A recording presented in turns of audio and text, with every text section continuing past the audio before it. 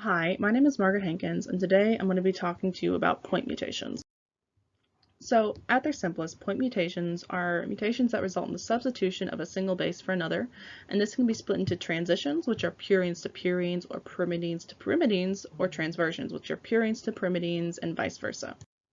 The first category we're going to look at are going to be missense or non-synonymous point mutations, and these change the amino acid, so that can make the protein have an altering function or non-functional.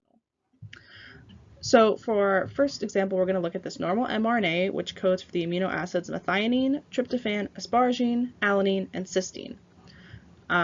Keep note that UGA is a stop codon, so CCC and GGC are not translated.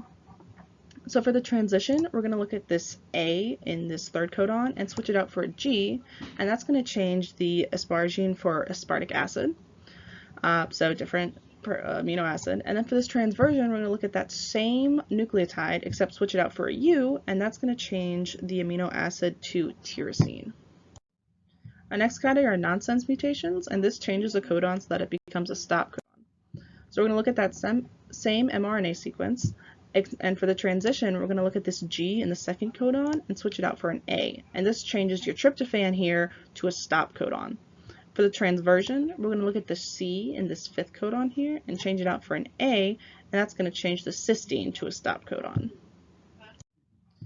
Our next category are silent or synonymous mutations, and these code for the same amino acid.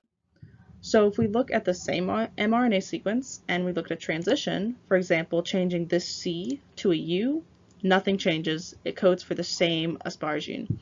For transversion, if we look at this U in this fourth codon and switch it out for an A, we still code for alanine.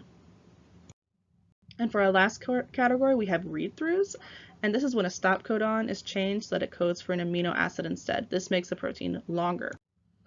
So for our transition, if we look at this A in the stop codon here and change it out for a G, we change it to a tryptophan, and that's going to be followed by proline, glycine, etc. For a transversion, we look at that same codon, but switch out this U for a G. It changes that stop codon to a glycine, followed by a proline, by a glycine, and so on and so forth. And that's all the types of point mutations. Thank you for watching.